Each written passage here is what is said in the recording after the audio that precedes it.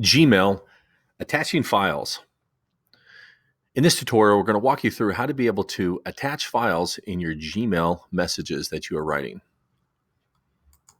Looking here in Gmail, I'm going to start a new message. So that's the compose button we talked about before. And I'm going to put a user in here. I'm going to write this one to my other self. And put in a subject. I'm going to just write car. And so I'm going to show a couple different ways in which that we can put in an attachment per se. So I think many of us are familiar with about how to be able to click on an attachment button. So we click on attach down here on the bottom, right next to, because right now we have the formatting options up. You can turn these off and on. So that will turn on the formatting. Let me turn that down. Next one, I'm going to click on attach files. And it says you can attach, the first notification you're going to get is saying that you can now start using Google Drive. And what this is going to be is a way to be able to start attaching files within here. The idea that really sort of integrating the two, your Gmail with your increasing use of Google Documents. We are going to say, I'm going to try this for now. And this is what would ultimately come up. We're not going to do this right now, but this is going to be a subsequent tutorial about how to be able to integrate Google Drive. So I'm going to close this because this is what video is really going to be about, how to be able to just incorporate traditional files. So now I'm going to click the attach files, and this is what it normally will be. Brings up a window, and this is a normal browser window that says, where do you want to be able to navigate to be able to find a particular file? And so we can, look around and say, okay, I want to be able to pick a PDF or pick an image or pick a document or something like that. And then we click open. And then what happens, you can see, is it starts to load. And in the bottom there would be this PDF that has now been attached. The number at the end shows the size of the file. So I'm going to close that. I'm going to click the X on this. But let's pretend we don't want to necessarily have this one.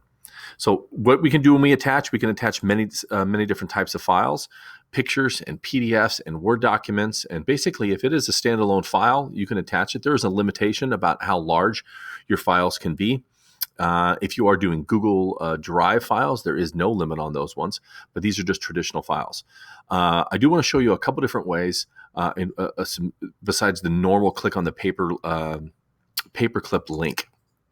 What I'm going to do is something, and this is quite different from what we've had in Microsoft Outlook because of using Citrix in the past. So what I'm going to show you here is if I click on a folder that I have. Now, this is just a folder that's going to sitting on top of my email. I want to show you the idea about how you can be able to drag your files within here. It's a very kind of easy way to be able to bring files into emails. So like here's another PDF. If I click and drag a PDF anywhere onto the screen, it says drop files here. Dropping a file, it'll do now the same thing. It will load that particular PDF on there. Okay. I'm going to show a different way to do that. Let me close that one. So I'm going to show an image because now the images act a little bit different because you can do them in two separate ways. And so I want you to be able to understand what an attachment looks like regarding an image versus an inline picture or an image that is inside an email. So let's say if I'm here on my email, I'm going to say, how does this car look? ? I'm going to go back to that folder that I have open. And here is this picture of a car. And I'm going to drag the thing over, but I'm going to do it two different ways. First off, if I drag anywhere within the screen and hit drop, I want you to see what's going to happen here. This looked different than what it did before. If you notice, it did not put it as an attachment on the bottom. This created an inline, it inserted it within the document. That's called inline. And so now when it says, how does this car look? You can see that the image is now part of the email address, the email body. And so many people like this is because it flows much better in terms of the conversation that you're doing. Now, I could do this another way, or hold on, before I do that, let me show you this.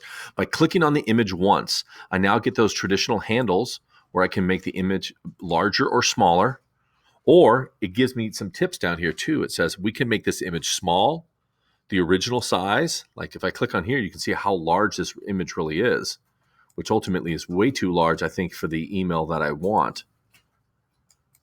Okay, or I can reduce the size, like I said, manually down here.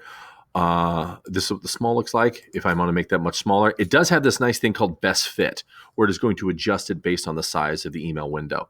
And so that's not, and that's usually the one that many people like using the most. But I also want to be able to show you. Let me delete this. I'm going to click on it and then hit the delete button to make it go away. I'm going to show you the other way in which to do that as well too. To be able to make an attachment. If I drop anywhere within the email body, it says drop files here, but below that, right next to the trash can, it says drop to attach. So this is different. Now, if I'm down here in this open area, drop to attach will make it look like this. Now that picture on the bottom is an attachment that requires to be opened up. So for the sake of this here, I'm going to discard this email. I'm going to get rid of it, by the way. Wait, hold on. Let me show you something real fast before we discard the email. If I decide to hit the X on an email, the email is actually not deleted. It now goes over here. If I look at my labels into my drafts, this is one of the really nice features about Google's email, Gmail, is that it will save drafts of all of our email.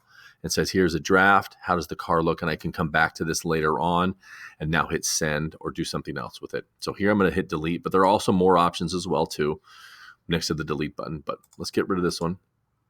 I'm going to go back to our inbox. I have pre-sent myself that same car in an email, and I wanted you to be able to see what both of these look like. So if I click on the first one here, this is what the attached an image looks like inline. How does the car look to you right in within there? And let me go to the next one. Now you can see this looks different here. Now the email just is what it is. There was nothing in the email itself. These three dots, by the way, is how to be able to expand and hide content. And since there is no content in there except for my signature piece down there, that's why it doesn't show. And now here comes the picture itself, and it says, what do you want to do with the picture? I can download the picture to my computer, or I can save it to Google Drive, or just by clicking it anywhere within the window itself, we'll just bring up a preview of that particular image. And then I can do those same things before. Download, add to my drive, print this thing. Or if I click anywhere in the gray outside the image, it'll take me back to my particular email. So those are a couple different ways in which that you can be able to attach files using Gmail.